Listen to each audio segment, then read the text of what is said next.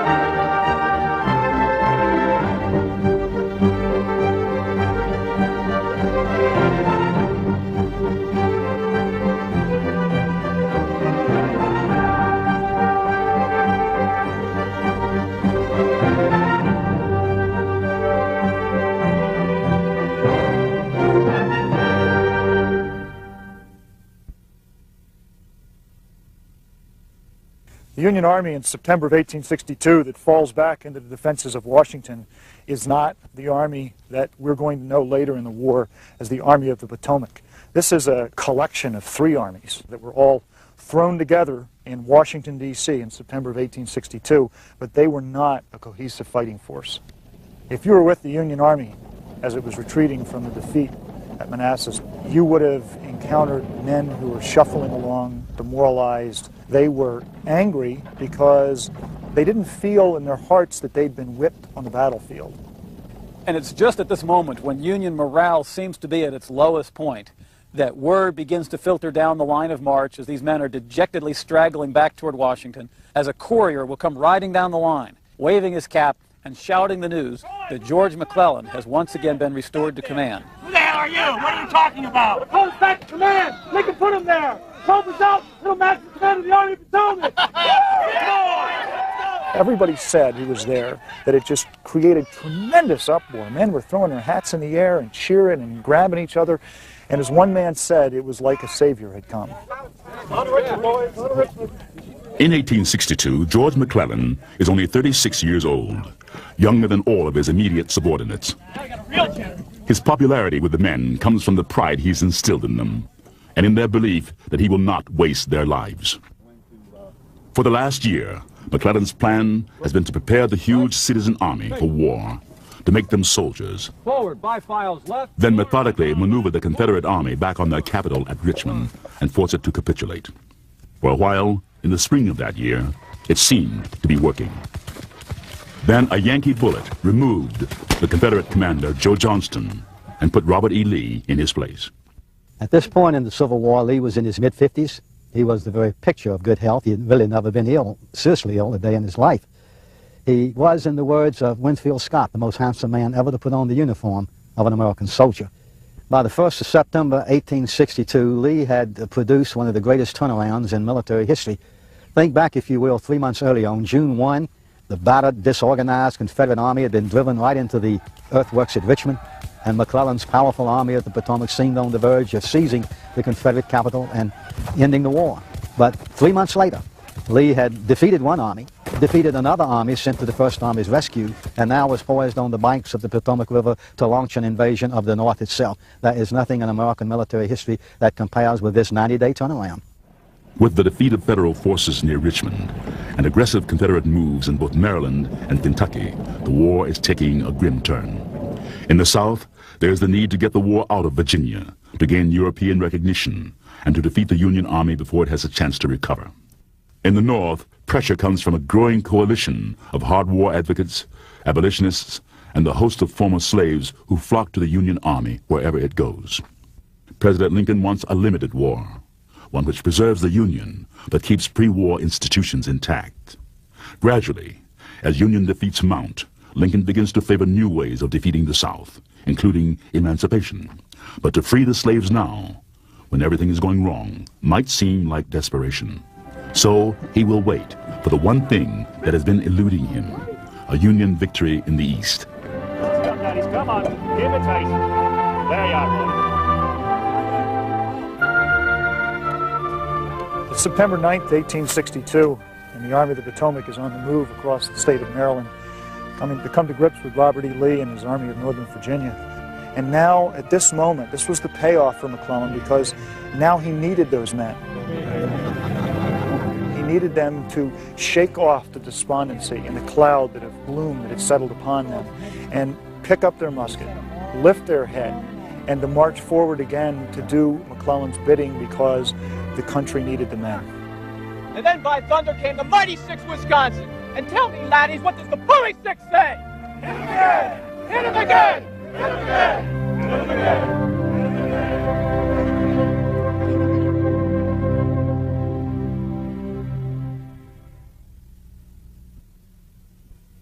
Lee's invasion leaves a large federal garrison, some 13,000 men, stranded at Harper's Ferry, the small arsenal town made famous by the abolitionist John Brown.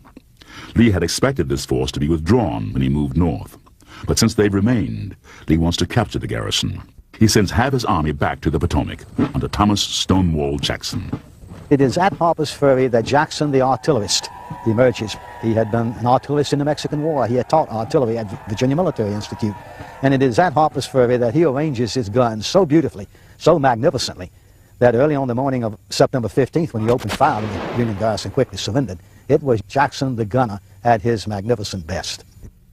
Lee's desire to capture Harper's Ferry was set in motion a chain of events that results in the bloodiest day in American history.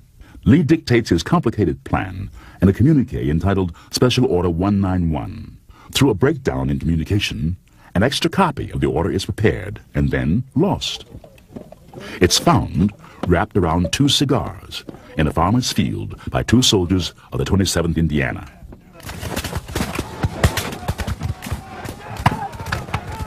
McClellan now knows exactly where Lee's army is and moves to crush part of it before it can be brought together. In an all-day battle, McClellan pushes Lee's rear guard off South Mountain and sends them streaming back toward the Potomac.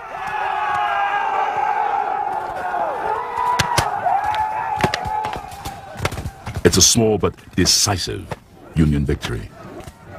Lee's retreat from South Mountain brings his army to the small town of Sharpsburg between the Potomac and Antietam Creek. A couple of bends in the Potomac help Lee to firmly secure his flanks while still leaving him room to maneuver. He is encouraged by the fall of Harper's Ferry, but surprised at McClellan's quick response to his invasion. He had hoped to give battle near Harrisburg or even Baltimore. Now he is resigned to fight at Sharpsburg. If anything goes wrong, one of the widest rivers in the country will be between his army and safety. In evaluating the situation, Lee correctly predicts that McClellan will not be ready to attack on the 15th or even the 16th. Toward evening, McClellan sends Joe Hooker's 1st Corps across the Antietam, north of Lee's left flank, in an effort to get around the Confederates. Lee immediately counters by strengthening that end of his line. Among the units he sends north are John Hood's Texans and a battalion of artillery under Stephen Lee. One of his battery commanders is a Richmond physician, Captain William Parker. His command is made up of neighbors, friends, patients, and the sons of patients. The battery deploys on a rise of ground along the main road running north out of Sharpsburg. On the other side of the road is a modest little whitewashed church built by a pacifist sect of German Baptists, the Dunkers. It seemed an ironic place to prepare to do battle. It was a beautiful night, and no man who lay upon that field and realized the deep tragedy to be enacted on the morrow could but be sad and thoughtful. We thought of dear ones far away, and were glad that they knew not of the trying hour that the setting stars were bringing rapidly on. Captain William Parker.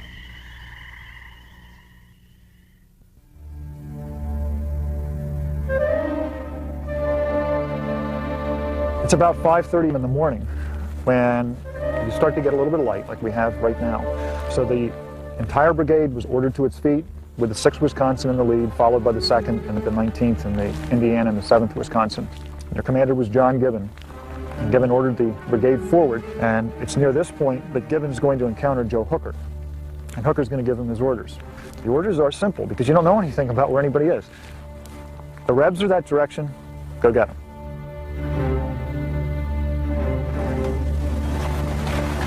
It's dawn, we're on the Miller farm. It had been raining the night before, just like it did last night. There was ground fog along the hollows, just like it is here today. We're on the front of the Confederate line. This is where Georgia Brigade was positioned. They knew there were Federals out here in the cornfield. Artillery fire had opened before dawn, and so artillery shells were flying overhead. The Confederates knew something was going to happen. It was going to happen soon, and suddenly there was strong movement coming through the corn, coming in their direction. Every man in our thin ranks lay low with his gun, ready to do or die. Then a grand sight met our eyes. Regimental standards floating in the morning air, indicating the advancing enemy. Isaac Bradwell, 21st Georgia Infantry. We had 6 regiments of Georgians along here, and Colonel Marcellus Douglas felt it was the right moment. He gave the command for the men to rise, and as they rose, he gave the order at that point to fire directly into their front. Our companies were marching forward through the thick corn. As we appeared at the edge of the cornfield, a long line of men in butternut and gray rose up from the ground. Major Rufus Dawes, 6th Wisconsin Volunteers. This was the signal for the Confederates to open.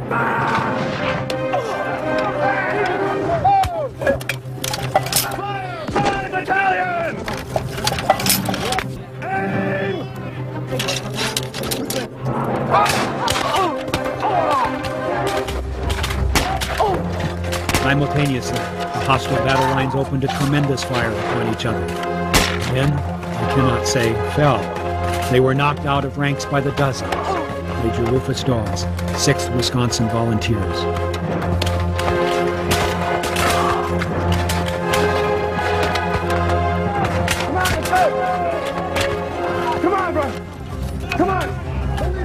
As the Union line of battle emerges from Miller's cornfield, a Louisiana brigade deploys along the west side of Hagerstown Pike. 2 Wisconsin regiments wheel about, lining up on the east side of the pike. For a few terrifying moments, these units are literally eyeball to eyeball. This became the scene of one of the most bitter small action fights of the entire Civil War. You can imagine the picture. The Confederates fell back across the pike. They had to call through and over the fence.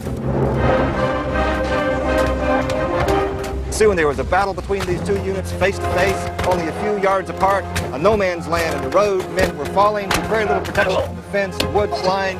This was one of the most brutal eyeball-to-eyeball fights that the war was to see. With their attention totally focused on the enemy in front of them, the Louisiana troops failed to see the rest of Gibbon's brigade swing around behind them. The 7th Wisconsin was moving through this area, which at the time was a woodlot, part of the West Woods, open ground with very little underbrush, and this rock ledge here, which is going to be an ideal defensive work for the 7th Wisconsin. Right, they can come up here, drop right down behind this defense work. Up there, about 180 yards away from them along the Hagerstown Pike, are the backs of the enemy soldiers. They're fighting the 6th and 2nd Wisconsin and the other Union troops there. And now you've got the drop. we were brought up in the rear of a rebel brigade and laid in the woods, fired 20 rounds before it was discovered, piling them in heaps as they lay behind the fence. After they discovered our position, well, then they threw down their arms and broke through the woods, what was left of them. Then we had fun picking them off. We might have taken them all prisoners, but we wasn't in for that. Even a wounded man could not be seen creeping off without being plugged by a mini-man. Private Hugh Perkins, 7th Wisconsin Infantry. The action on the north end of the battlefield is a series of moves and counterattacks. But slowly, the Union forces are gaining ground and advancing toward their main objective, the Dunker Church. This forces the Confederate left-wing commander, Stonewall Jackson, to call on his only reserve, Hood's division, including the Texas Brigade. It's morning. The sun is rising, lighting up the east face of the Dunker Church, just as it is now. Hood's men are in the woods behind the church. They're hungry. They're tired. They've been marching for days, very little to eat for 3 days. Finally, in the early morning, those food wagons come up. Hood's men finally have a chance to eat. They start to light their fires. They're going to get what water and food they can. Eugene, you're going to eat your cigar and wait on this fire. I'll wait on you, Big Jim. And then suddenly that rumble of artillery grows and the orders come. It's time for them to go into the fight. Damn wood is so wet. There. Here it comes. Pull in. Damn, no. Damn it, no. Leave it, Big Jim. Lieutenant, I ain't had nothing to say. There's no time now. Leave it. There.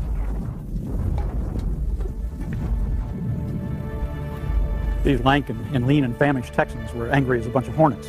But within 5 minutes, they had formed up into their company and regimental commands, into the brigade formations, and they began to move out from behind the Dunker Church, and move out along the Smoketown Road, where they'd form up in their brigade formations. It must have been magnificent to see those men as they formed along here, almost 800, perhaps a little over 800 men that morning, as they formed up and prepared to march in this direction, right into battle.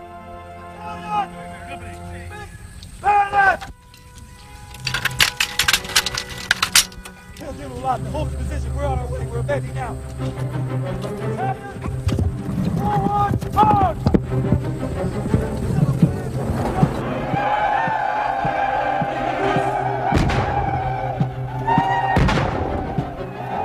This is one of the classic charges of the American Civil War. These Texans, full-throated, are pushing across these fields. They're having to go through the broken ranks of Lawton's and Trimble's men. They're also having to push back the Federals that had come through.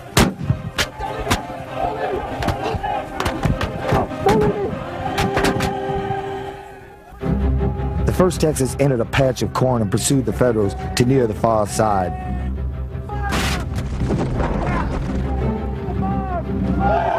The regiment, of its own notion and of one accord, advanced, loading and firing at will, unmindful of the galling and deadly fire into its ranks. Colonel Philip Worth, commanding 1st Texas Infantry.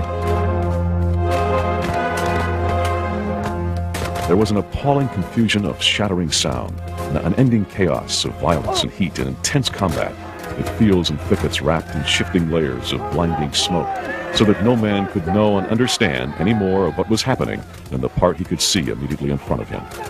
Attack and counterattack took place in every conceivable direction and in no recognizable time sequence.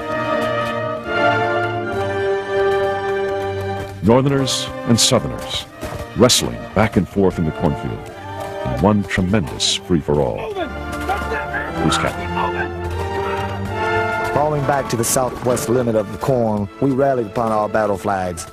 Its bearers were all shot down, and we returned without them. Colonel Philip Worth.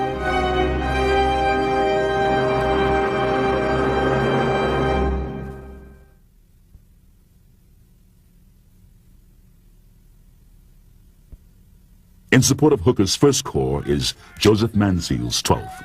The 12th Corps is exactly what Hooker needs, and even more troops, the 2nd Corps, are coming up to join him. A well-coordinated attack now could completely break the Confederates on that part of the field, and Hooker is the man to lead it. But at this critical moment, a stray bullet hits his foot, and the loss of blood puts him out of action. At about the same time, Mansfield, the only officer who knows what Hooker has in mind, is mortally wounded. Just as the Union Army's grand plan is beginning to take effect, its powerful right wing, fully half the army, is left without a leader. The Confederates continue their tenuous hold on the Dunker Church. In the fields across the road from the church, Parker's battery is still in position, firing case shot at advancing Union soldiers, switching to canister when they get close. We're walking along Dunker Church Ridge. This is the very place where Stephen D. Lee's artillery was sighted, protecting the flank of Lee's army. It was aimed across the fields over here to my left, where Hooker's men were expected to come from. A great site for controlling those fields, but it was not only a blessing, but it was also a curse. Well, for the batteries that were strung across here, they have a panoramic view of the areas to the north where the Federals are going to be coming from, but they also are in a position where they're going to receive a lot of counter-battery fire. Counter-battery fire from the north as well as from the Federal artillery to the east. That's right. This place was called an artillery hell because the shells were pouring in from across the river, those big guns that McClellan had over there. Take a special kind of a man, those Confederates manning these Confederate guns, to fire at the Federals charging across the fields, trying to ignore their artillery coming into them. This was truly a terrible place to be.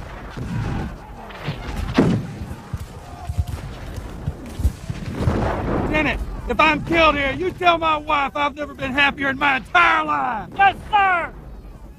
The advance of the 12th Corps forces Parker's battery, Hood's Texans, and the rest of the Confederate left wing to fall back beyond the Hagerstown Pike, giving up their hold on the Dunker Church. Into this void comes the lead division of Edwin Sumner's 2nd Corps.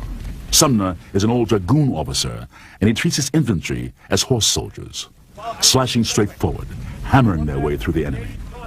I want them to advance their line of battle. Brigade front, each division in column of brigades, like this, and this, and this. One after the other. Do you understand? Yes, sir. Very good. Carry on. It's about 9 o'clock in the morning, and the battle action now is going to change. It had been from the north to the south through Miller's cornfield, which we can see right over here to our right. Union troops moving in this direction, but now the attack from the Federals is going to be coming from the east to the west, and it's going to be Sedgwick's division, the 2nd Army Corps, 5,500 strong, advancing one brigade right behind the other in 3 parallel lines. On the far left of the center brigade is going to be the 7th Michigan Infantry.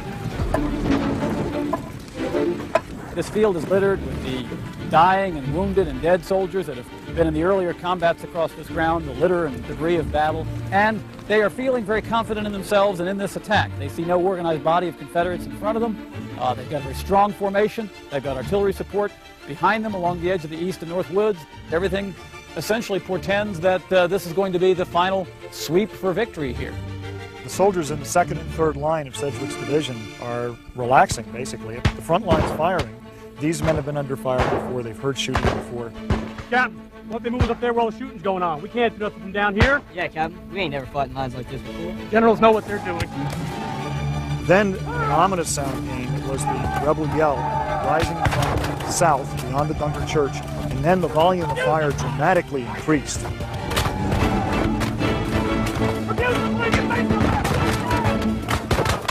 Much of the maneuvering and strategy of the American Civil War involves getting on the opponent's flank.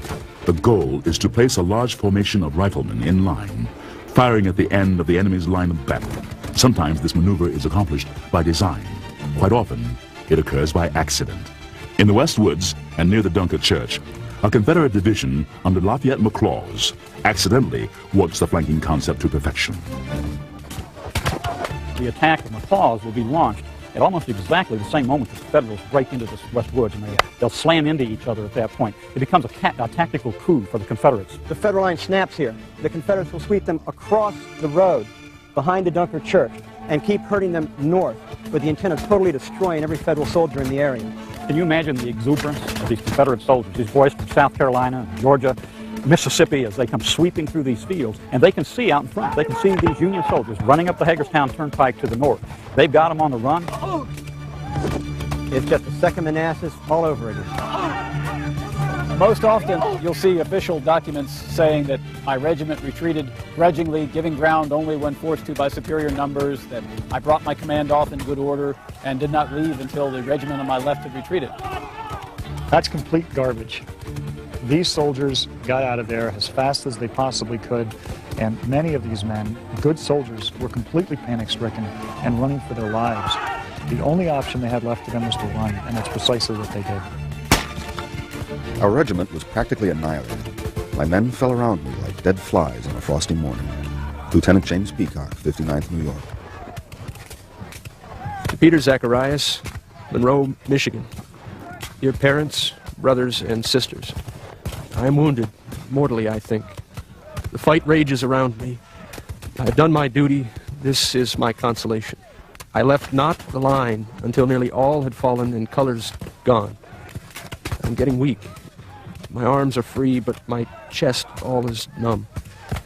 The enemy trotting over me, the numbness up to my heart. Goodbye to all. Alan Zacharias, Captain, Company E, 7th Michigan Volunteers. The fighting began at 5:30 in the morning. By 9 a.m., the Confederates had withstood the assaults of 3 separate Union corps and beaten all of them back. More than 12,000 men had been killed or wounded, 1 American every single second. And some of the worst fighting is yet to come.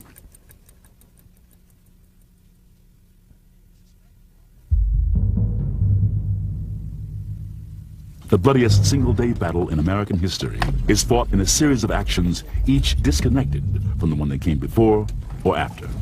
Immediately south of the Little White Church is an old sunken farm lane. It's a ready-made fortification, and the Confederates fully expect to use it. New federal formations will surely slide to the south, looking for an opening, and they'll run into Daniel Hill's Confederates in the road. For almost 4 hours that Wednesday morning, the North Carolinians and Alabamians posted here in the sunken road waited and wondered, and doubtless hundreds of them worried. The sound of battle up in the east and west woods and in the cornfield and the area around the Dunker Church was clearly audible, for it was less than a mile away. And as the hours of battle roared off to their left, they could hear the sound of combat coming closer and closer and closer. They knew full well that by mid-morning they too were likely to be under fire themselves. Approaching the Confederates in the sunken road are the rest of Sumner's 2nd Corps, 2 divisions under Generals French and Richardson. These troops have lost track of their lead division under Sedgwick, the one that McLaws beat in the West Woods. Their instructions are to form on Sedgwick's flank, but Sedgwick is nowhere to be seen. He's taking some units of the 12th Corps as their own lead division. French and Richardson go into line of battle, wheel to the south, and advance into a whirlwind. And as this long line of men, shoulder to shoulder, is coming forward, it's like the curtain is rising on this landscape. You don't know where the enemy is. You're waiting. You know you're getting close to the enemy. You're keyed up. The many Confederates who survived the second stage of that battle said that the waiting was worse than the actual fighting. Brennan!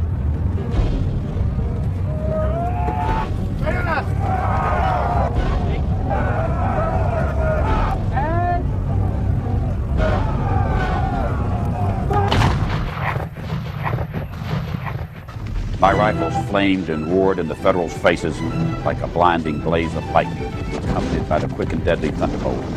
The effect was appalling. The entire front line, with few exceptions, went down in the consuming blast. Colonel John B. Gordon, commanding 6th Alabama Volunteers.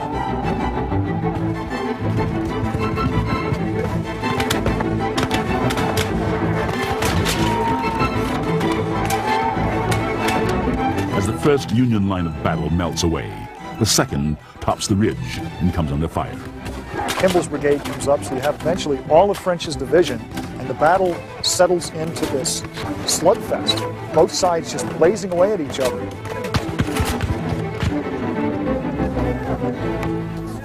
Exposed on the crest, the Federals take enormous casualties and eventually fall back to the safety of the backside of the hill.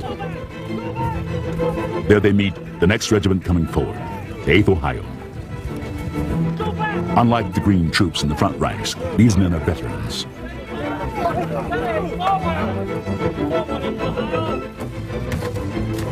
When they reach the top of the hill, they remain just below the crest, needing undercover to load and exposing themselves only when ready to fire.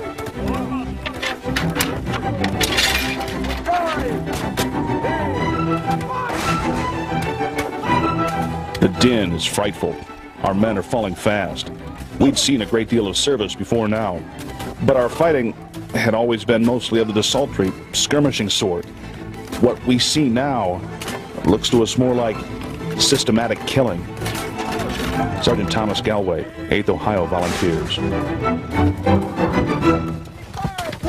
By about 11:30 or so, French's attack here against the sunken road has stalled completely.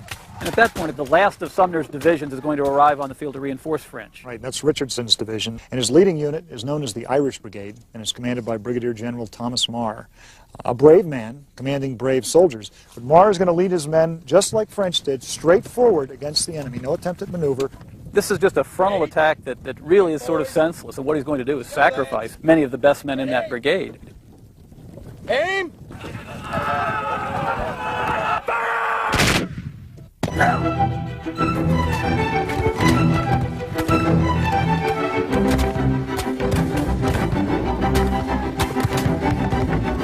With both of Sumner's divisions now engaged, the fighting becomes general all along the sunken road. Gradually, the weight of Union numbers begins to tell, and Confederate casualties mount. Can you imagine what it must have been like on that morning? The Confederates were down in this particular section of the Bloody Lane. You know, the Alabamians were settling down to the grim business of dealing out death as fast as they could to the Federals across the way. There was a line of Alabamians laying in the grass right across the edge of this fence, firing up at the Federals as fast as they could. Men behind them were loading muskets and handing them up to the better shots who were up in the front. Those barrels were heating up. Men were screaming as they got hit by the bullets on either side. Colonel Gordon was passing back and forth, trying to keep up the spirit of these men. The smell of death was in the air. This is why this place was called the Bloody Lane. Once the Federals are able to extend beyond the end of the Confederate right flank and cross the lane and be able to fire down the length of it, that's when this lane becomes a death trap. The entire Confederate front is beginning to collapse. It was like this fragile dam that had been holding back. The Union tide suddenly cracked, broke, and as that part gave way, the entire line collapsed.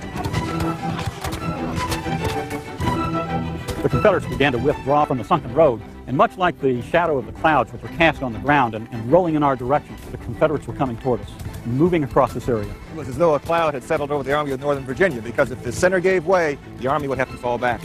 As the Confederates began to move in this direction, they would stop momentarily, load their musket and fire. That was a major concern to them. They didn't want to be shot in the back. At the Piper farm, halfway between the sunken road and the town of Sharpsburg, Daniel Hill rallies his shattered division. With a scratch force of some 200 men, he personally leads a forlorn hope back toward the sunken road. Federal forces there beat it back with ease. Meanwhile, General Longstreet sets an example which those who witness it will never forget. Riding forward, his foot in a carpet slipper because of an earlier injury, Longstreet orders his own staff to man an abandoned artillery piece. Holding their horses, Longstreet helps direct their fire. The actions of Longstreet and Hill are pure bravado, but they halt the Federal advance and save the center of the Confederate line. The attention of both armies now moves south again to a little stone bridge across the Antietam.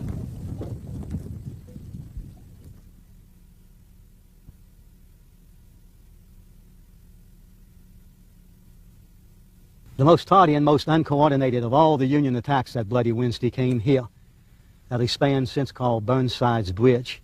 Antietam Creek now doesn't look like a formidable stream, but back then it was, wide and deep and swift-flowing. Burnside was a native of Indiana. He had gone through West Point in kind of lackadaisical fashion. What he lacked in ability, he more than made up for in congeniality. Everybody loved good old Burn. The fact of the matter is quite simply that Burnside squandered the organization of his troops here, and instead of sending them across Antietam in mass, he sent them across in little spurts, which made them fine targets for the Georgians up there on the hill. Burnside's 9th Corps makes 4 separate attacks to take the lower bridge. The initial assault force gets lost and ends up well north of the bridge. Next, the 11th Connecticut is sent in.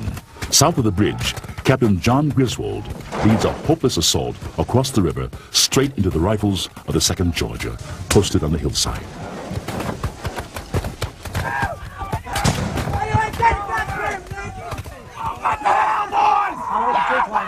Griswold and other members of his unit are left floating in the water.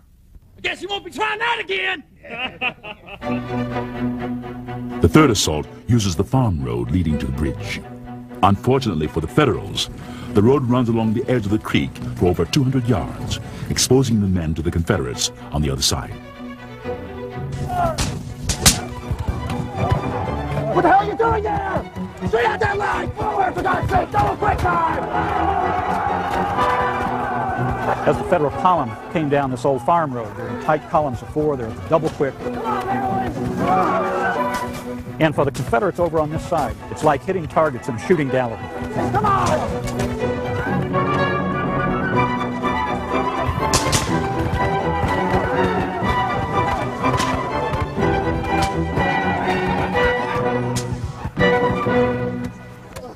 The Federal column disintegrates before it is halfway to the bridge.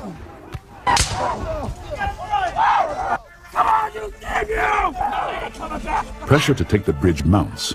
Two regiments with the same numerical designation are picked to make a head-on assault straight across the field, leading to the entrance to the bridge.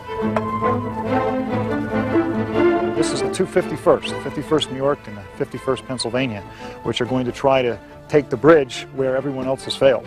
The 51st Pennsylvania is going to move over to the stone wall here, the 51st New York up to the rail fence here.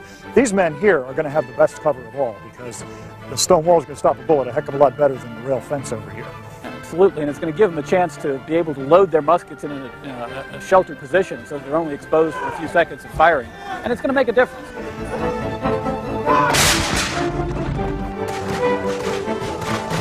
We've got all this fire converging upon the Confederate defenders up along the bluffs above us, and it's going to start to take its toll.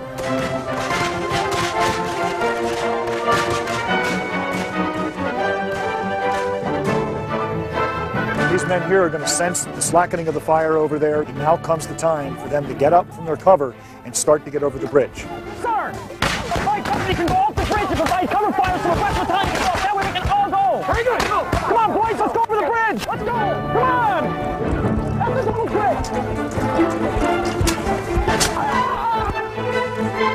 This really is a turning point in the fighting here at Burnside Bridge. The enlisted men themselves sense that there's a weakening, that there's an opportunity, and without orders or leader, they're just going to get up and dash on their own through the gate and onto the bridge itself.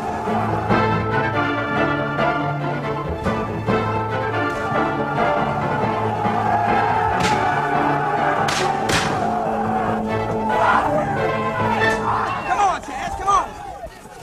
By 1 o'clock, this Federal movement, which began at 10 o'clock in the morning, finally was completed. It took 3 hours for the 9th Corps, General Burnside's, to cross this small creek, to come across this little bridge, and to finally take a position that was held by perhaps 400, 500 men. Those Georgians put up a heroic fight here against overwhelming odds.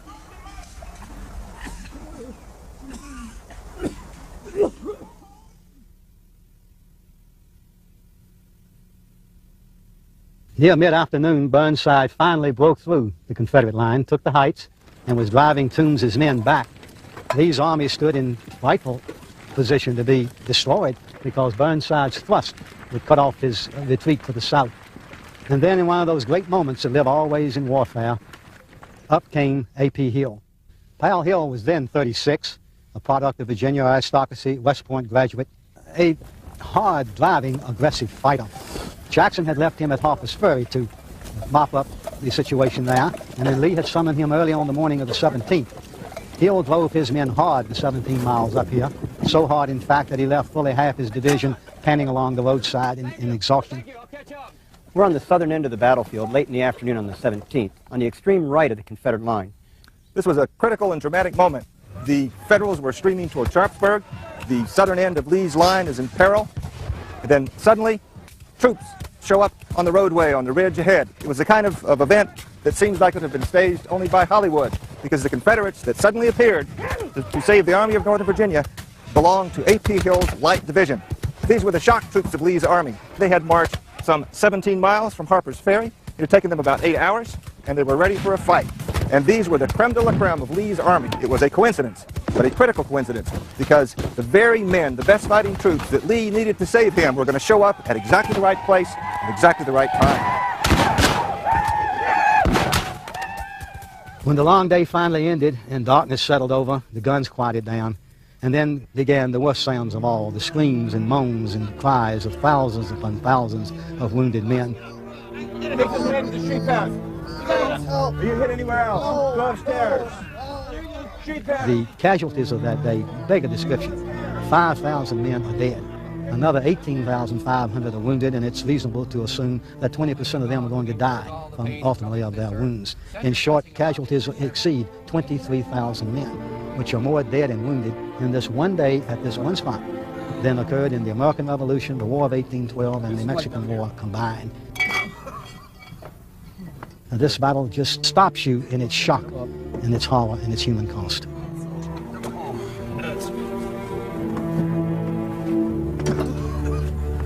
Bring up the next one.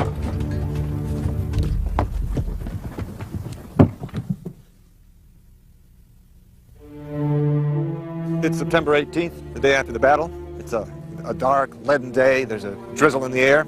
The terrible aftermath of the war's bloodiest day can be seen all about. Nowhere was the carnage on this battlefield more evident than around the little Dunker Church. The Dunker Church at this time was located in a no-man's land between the two armies. When it became evident that there wasn't going to be any more fighting, at least not for this day, the armies declared a truce. And the men from both armies went into that area to bury the dead and to bring back their wounded. I'd like to arrange a mutual exchange of the wounded, if that would be acceptable for you. Agreed. The men marveled at how friendly the truce had become. The day before, soldiers on each side had been trying to kill each other. They had been shooting wounded men, they had been shooting men who were trying to surrender. This day, they were brothers once again. They were exchanging thoughts about what had happened with each other. They were talking, they were exchanging tobacco and other items. It seemed very curious to see the men of both sides come together and talk to each other when, day before, we were firing at each other. Kelvin Leach, private, 4th North Carolina. Among the witnesses to the truce on the 18th is the artist Alfred Watt.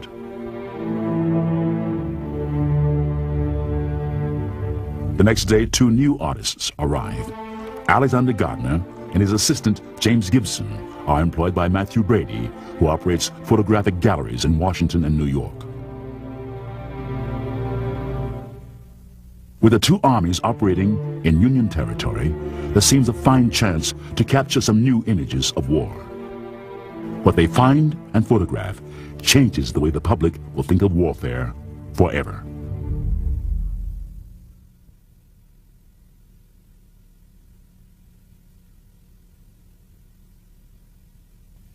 Throughout the campaign and the battle, Robert E. Lee has been outnumbered by at least 2-1, and on September 18th, the disparity is unchanged.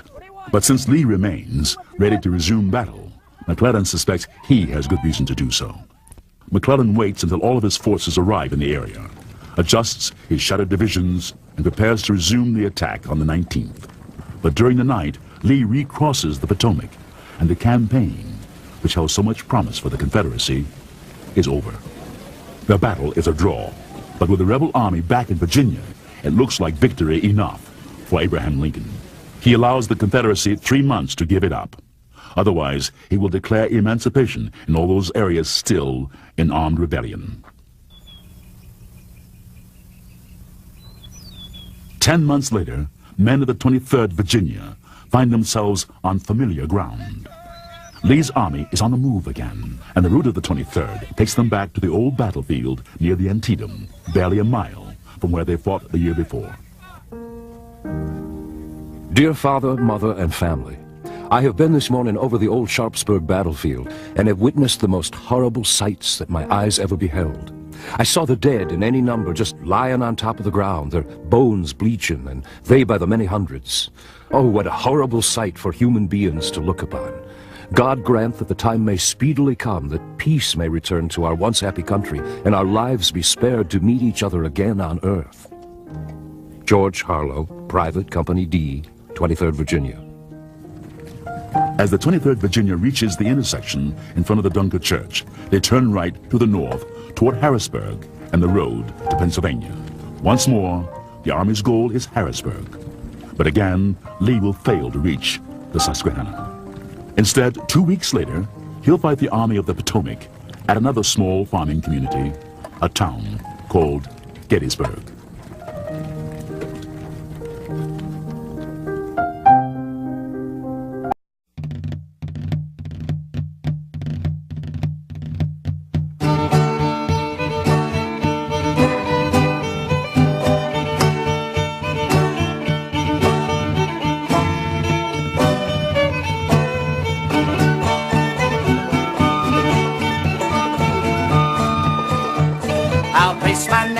knapsack on my back, my rifle on my shoulder. I'll march away to the firing line, kill that Yankee soldier. I'll kill that Yankee soldier. I'll march away to the firing line and kill that Yankee soldier.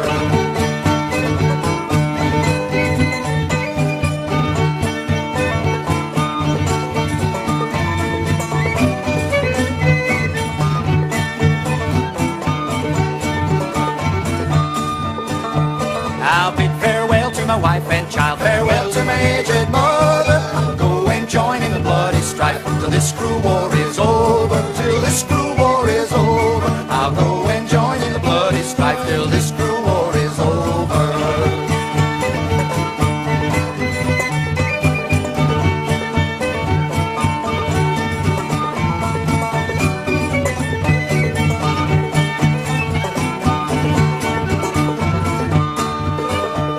If I am shot on the battlefield, then I should not recover. Oh, who will protect my wife and child, care for my aged mother? Who'll care for my aged mother? Oh, who will protect my wife and child and care for my aged mother?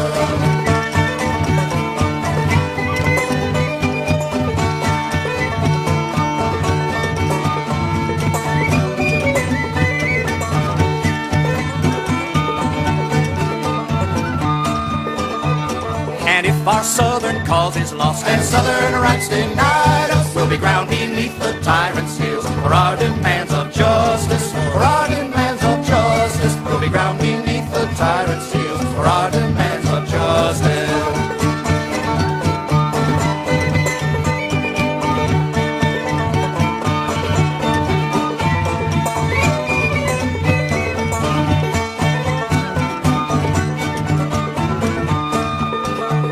Before the South shall bow her head, before the tyrants harm us, I'll give my all to the Southern cause and die in the Southern Army. I'll die in the Southern Army. I'll give my all to the Southern cause and I'll die in the Southern Army.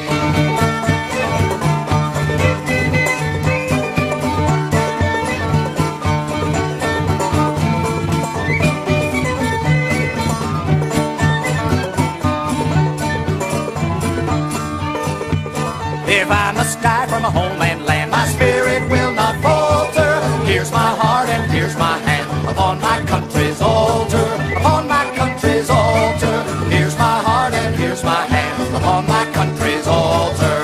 So I'll place my knapsack on my back, my rifle on my shoulder. I'll march away to the firing line and kill that Yankee soldier. I'll kill that Yankee soldier. I'll march away to the firing line. And I'll kill that Yankee soldier.